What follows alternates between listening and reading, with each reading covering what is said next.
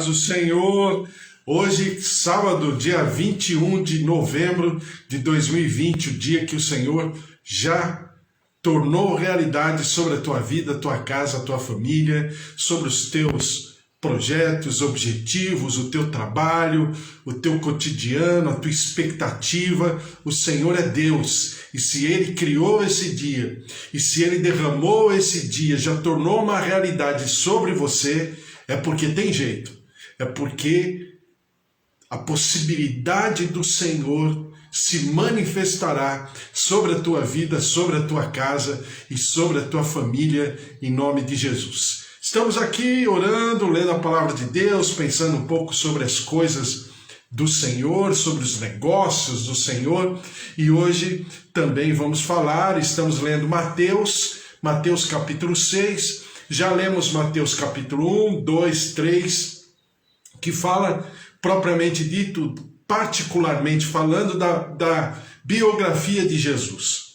E Mateus apresenta Jesus, a perspectiva com que Mateus apresenta Jesus é a perspectiva de rei. Jesus como rei. Se ele é rei, é porque existe um reino.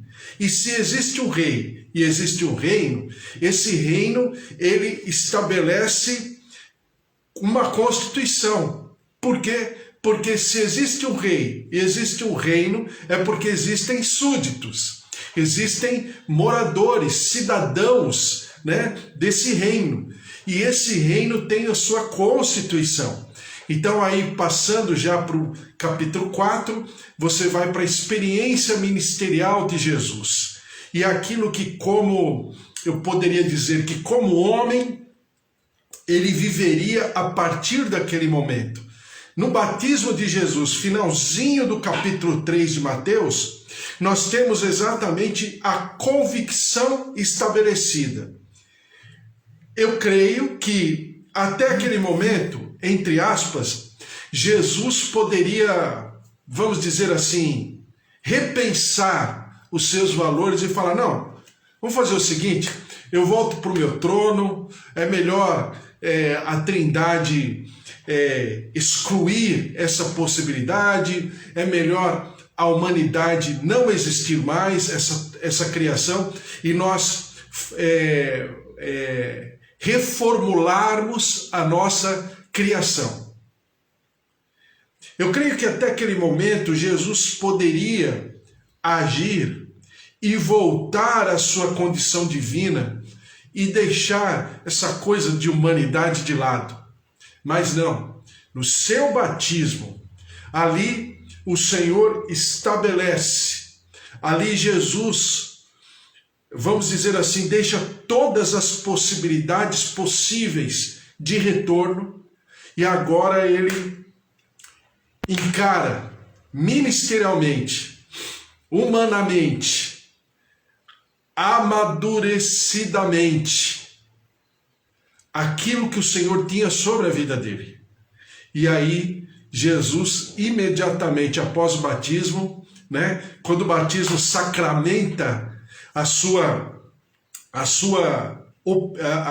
disposição em não ter por usurpação ser igual a Deus, como diz a palavra, mas ele, em definitivo, ele se separa, ele fecha a porta de toda possibilidade, e a partir daquele momento o Espírito Santo já o impele ao deserto, porque ele já estava num ambiente hostil, num ambiente humano, num ambiente regido pelos filhos de Adão, pelos descendentes de Adão, que agora ele opta por ter exatamente as mesmas consequências dos descendentes de Adão.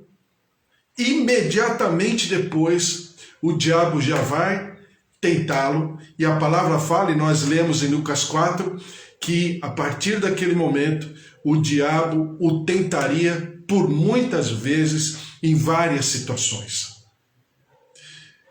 Quando a gente vai para Mateus capítulo 5, aquele que se propõe a ser rei, aquele que se propõe a cumprir em obediência com a vontade do Pai, ele começa a nortear o caminho do cidadão celestial, do embaixador do rei, do representante do reino eterno aqui na terra, que somos nós todos. E aí ele fala sobre o sentimento, sobre as possibilidades, as limitações, quem é bem-aventurado, quem é feliz no seu reino, quais são as características do homem feliz.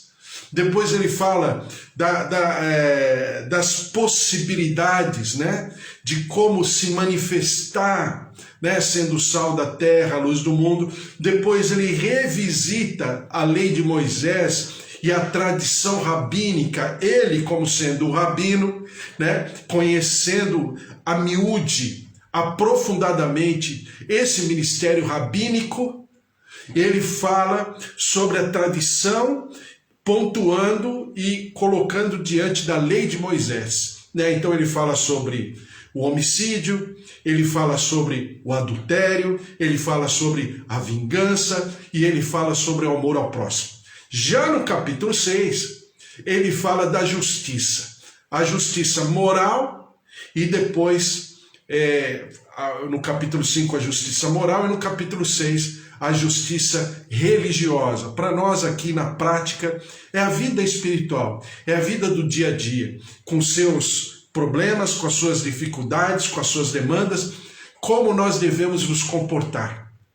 Diante disso, ele coloca as práticas que eram comuns e que é comum até os dias de hoje, numa vida de um religioso. Agora aqui, religioso, eu estou falando no bom sentido, né? Com os olhos bons. Então, o que representa a nossa religiosidade no dia a dia? Primeiro, ele fala sobre a oferta, e ele pontua ali a esmola. Depois ele fala sobre a oração, e agora ele está falando sobre o jejum. Mateus capítulo 6, versículo 16 diz assim: quando jejuardes, não vos mostreis contristados como os hipócritas, porque desfiguram o rosto com fim de parecer aos homens que jejuam.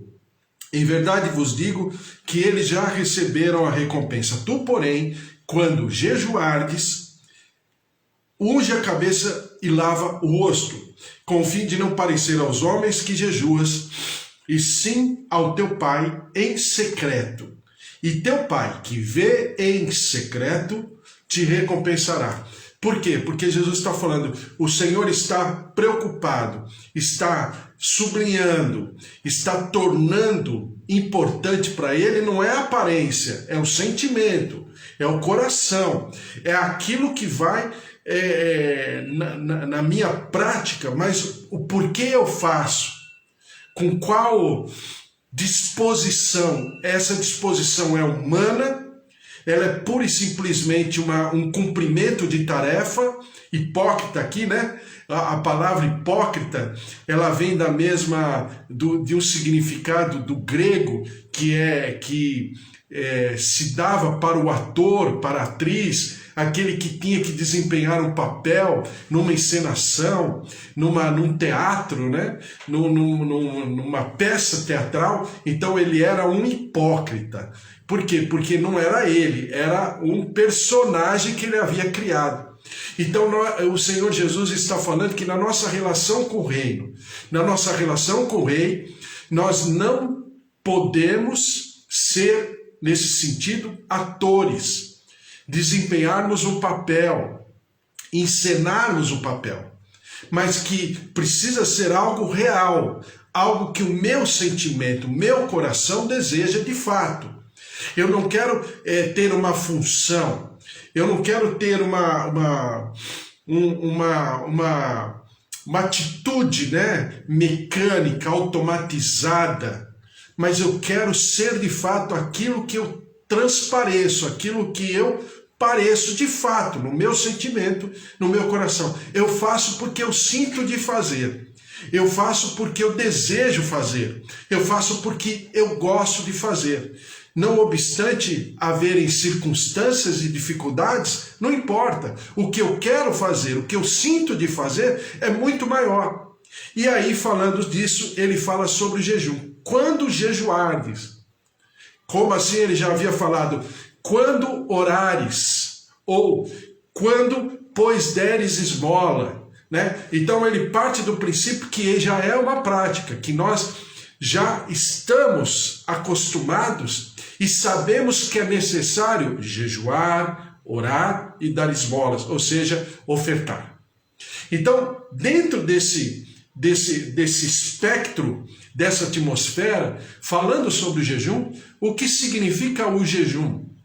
O jejum para nós significa abstenção de alimento, né? Claro que hoje a palavra jejum, ela já também diz respeito a uma consagração, né? Olha, eu consagrei o café, eu consagrei a televisão, eu estou fazendo, a gente fala, eu estou fazendo jejum de televisão, eu estou fazendo jejum de café, ou eu estou fazendo jejum, né, de algum alimento que me seja importante, como foi no tempo de Daniel, por exemplo, seus 3 amigos, que eles fizeram uma consagração. Eles falaram que não comeriam qualquer alimento que não viesse da terra, diretamente da terra. Claro, naquela época havia uma consagração a deuses, entidades, a gente está falando do Império Babilônico, né?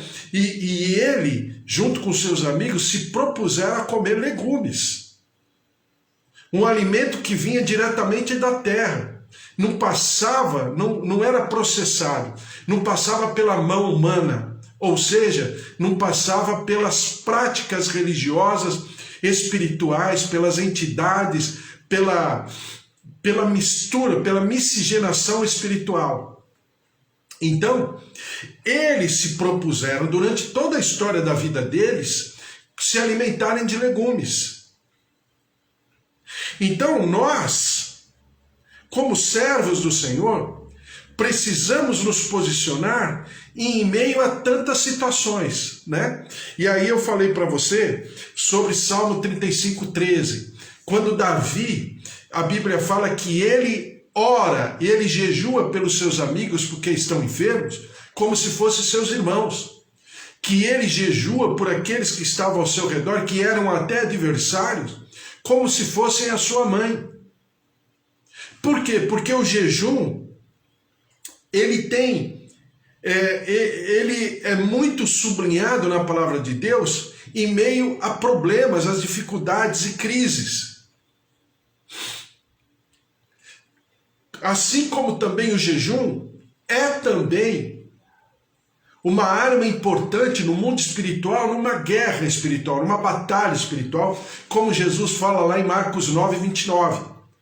Quando ele fala para os discípulos, certas castas só saem com jejum e oração, se referindo ao rapaz endemoniado que não havia sido liberto pelos discípulos, ainda que ele estivesse tentado, mas foi liberto por Jesus.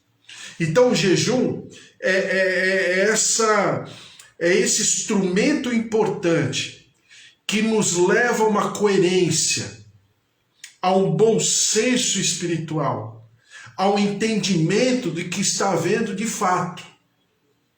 E aí eu falei para você, dei de exemplo, e estou dando hoje de novo, por exemplo, as eleições aqui no Brasil, né?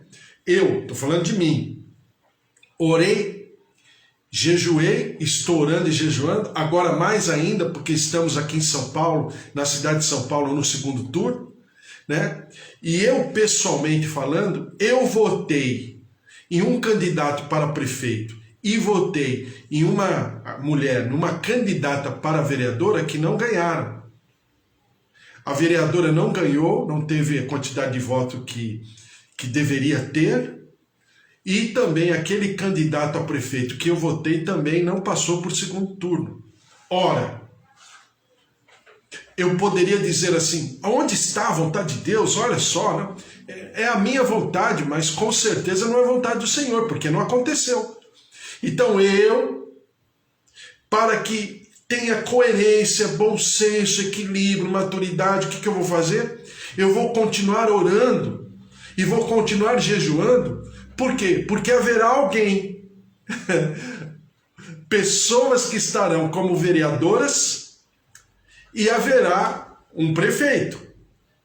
E eu estou orando e jejuando porque aos meus olhos humanos, esses candidatos ao segundo turno são muito aquém daquilo que eu gostaria para minha cidade, daquilo que eu clamei ao meu Senhor.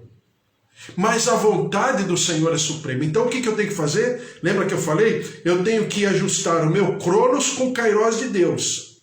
A visão, o tempo, o meu tempo humano, a circunstância humana, com o tempo de Deus, com a visão do Senhor, porque é ela que me faz andar, é ela que me faz prosperar. É a visão do Senhor que é perfeita, não é minha. Então eu vou ajustar, né, como se fosse um alvo, eu vou ajustar o meu alvo para que esteja completamente regulado, alinhado com a visão e a vontade do Senhor que Ele tem para a minha cidade de São Paulo. É fácil? Não é. Existem situações e circunstâncias? Com certeza. Mas eu sou um homem de Deus. Eu sou um representante do reino dos céus aqui na terra. Eu sou embaixador do Deus vivo, que exorto, né? Sou embaixador de Deus, que exorto através, a partir de Jesus Cristo na minha vida. Então, eu tomo tudo isso para explicar para você o que significa a nossa postura no cotidiano, de maneira contextualizada, não de maneira distante, mas sobre aquilo que nós estamos vivendo. Por exemplo, eu de vez em quando eu termino aqui a live, né? Eu nunca como antes da live. Por quê? Porque em respeito ao Senhor, em temor ao Senhor, porque estarei falando no nome do Senhor, estarei conversando com você em comunhão, então não me cabe, dentro da minha lógica de vida, não me cabe, porque eu estou em consagração. E aí, quando eu termino, geralmente eu vou dar uma andadinha aqui perto da minha casa, perto da região onde eu moro, e andando pela região onde eu moro, tem três hospitais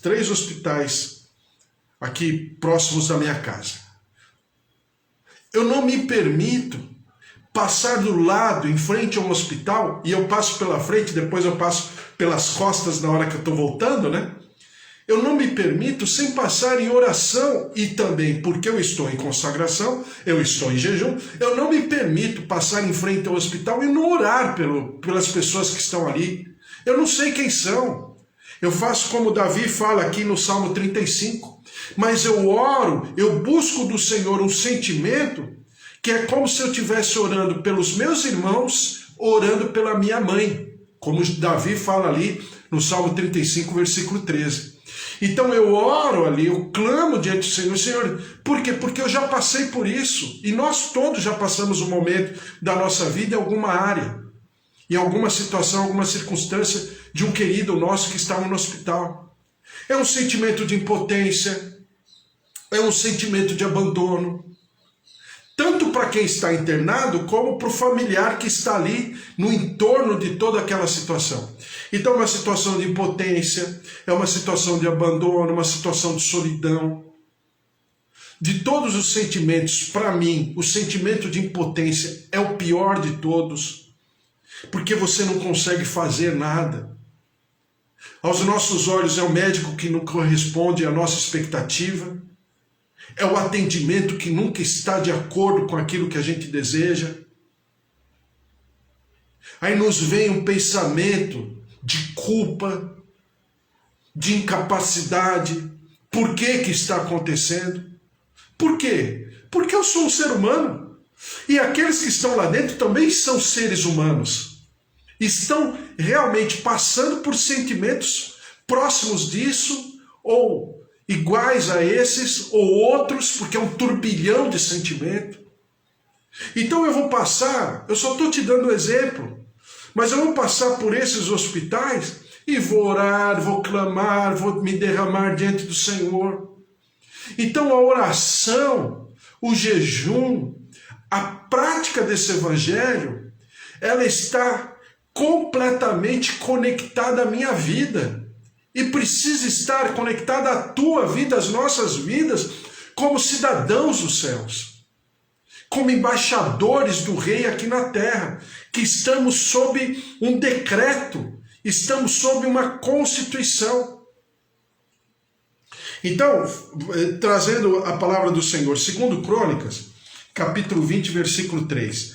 Vou ler rapidamente, que diz assim, segundo Crônicas 20, versículo 3. Então Josafá teve medo e se pôs a buscar ao Senhor, e apregoou jejum em todo Judá. Judá se congregou para pedir socorro ao Senhor. Também de todas as cidades de Judá veio gente para buscar ao Senhor. Pôs-se Josafá em pé na congregação de Judá, ou seja, diante de todos aqueles cidadãos ali. Pôs-se Josafá em pé na congregação de Judá e de Jerusalém, na casa do Senhor, diante do pátio novo. E disse: Ah, Senhor, Deus de nossos pais, porventura não és tu Deus nos céus?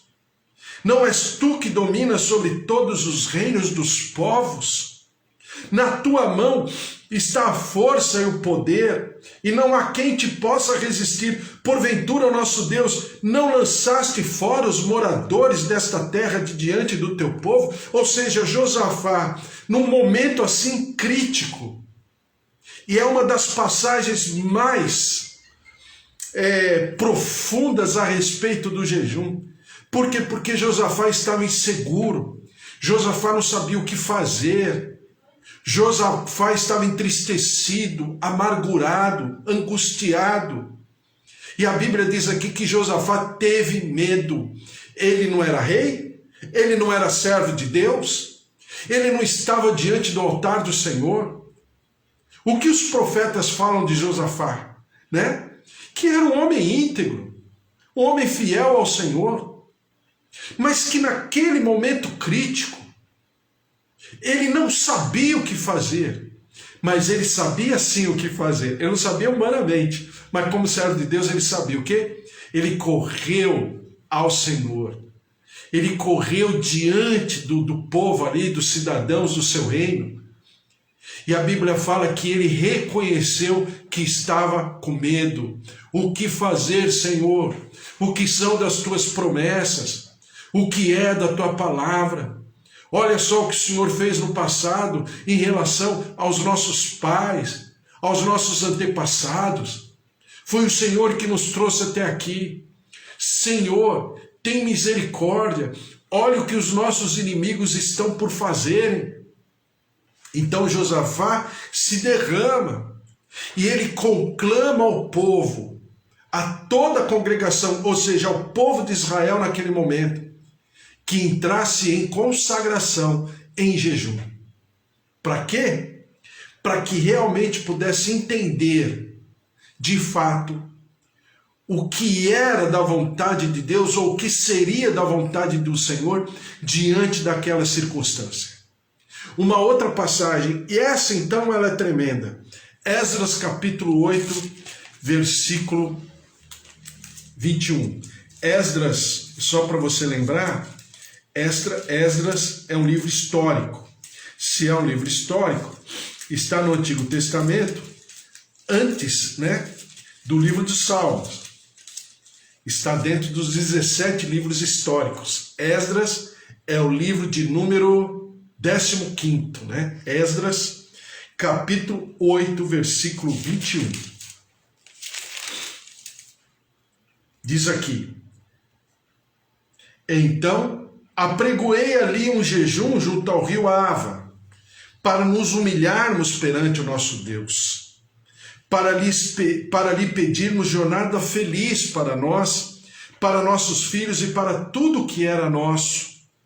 Porque tive vergonha. Olha só o sentimento de Esdras. Só para você lembrar, Esdras era um escriba, ou seja, um rabino, que compilava a lei, que interpretava a lei.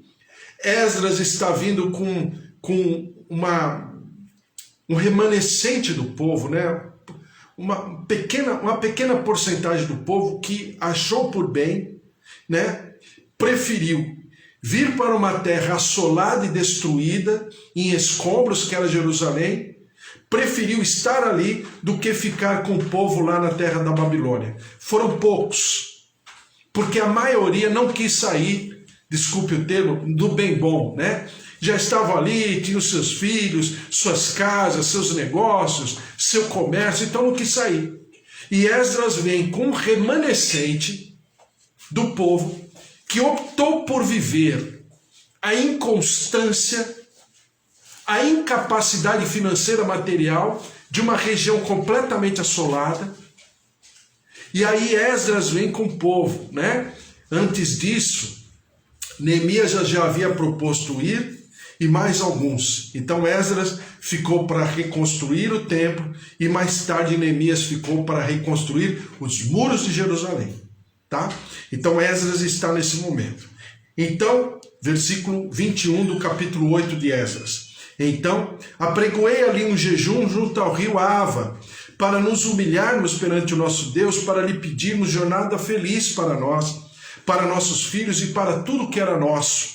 Porque tive vergonha de pedir ao rei exército e cavaleiros, para nos defenderem do inimigo no caminho. Olha só. Porquanto já lhe havíamos dito, a boa mão do nosso Deus é sobre todos os que o buscam, para o bem deles, mas a sua força e a sua ira contra todos os que o abandonam.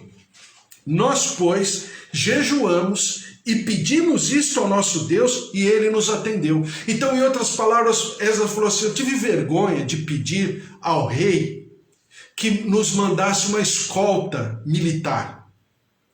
Porque eu já havia dito para o rei que o nosso Deus é um Deus que protege, é um Deus que abençoa, é um Deus que cumpre com a sua palavra, só que nós estávamos com medo.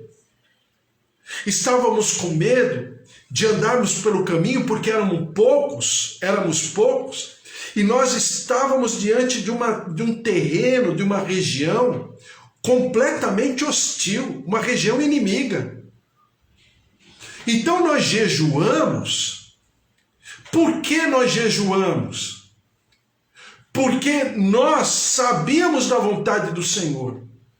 Nós tínhamos o sentimento de que o Senhor estava na direção de toda essa empreitada. Só que nós jejuamos porque estávamos inseguros, com medo.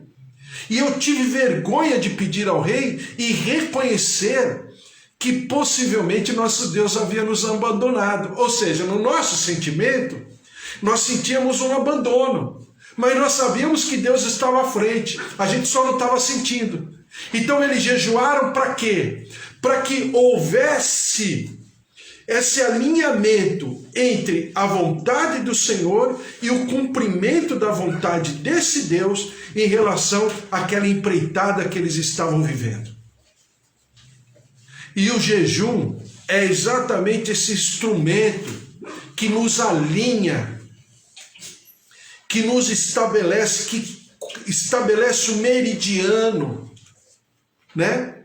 Que estabelece o centro entre o nosso sentimento, aquilo que vamos fazer, e o sentimento de Deus e aquilo que Ele já propôs que nós fizéssemos.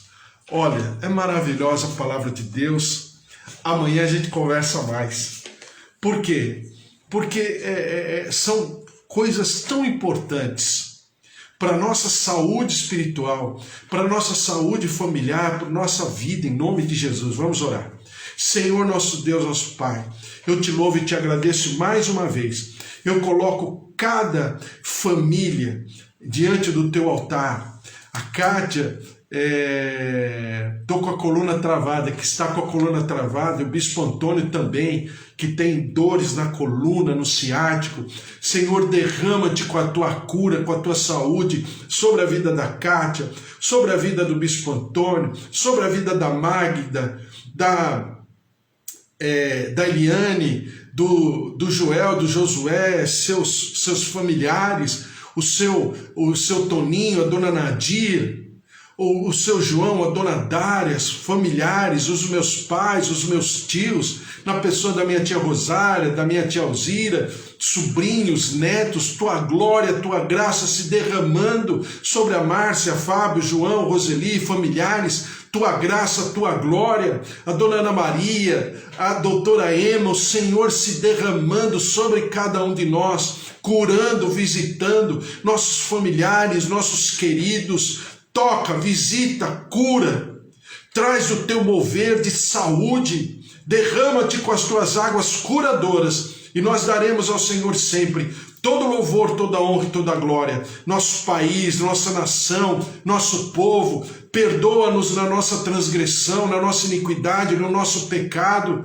Tem misericórdia, sara a nossa terra, e nós te louvaremos e daremos ao Senhor sempre todo louvor, toda honra e toda glória, em nome de Jesus. Amém. Amém. Que o Senhor te abençoe, que o amor de Deus Pai, a vida vitoriosa em Jesus Cristo e as consolações do Espírito Santo da promessa estejam sobre a tua vida, a tua casa, a tua família. Porque se Deus é por nós, quem será contra nós? Se o Senhor é o nosso pastor, de nada nós teremos falta. Até amanhã.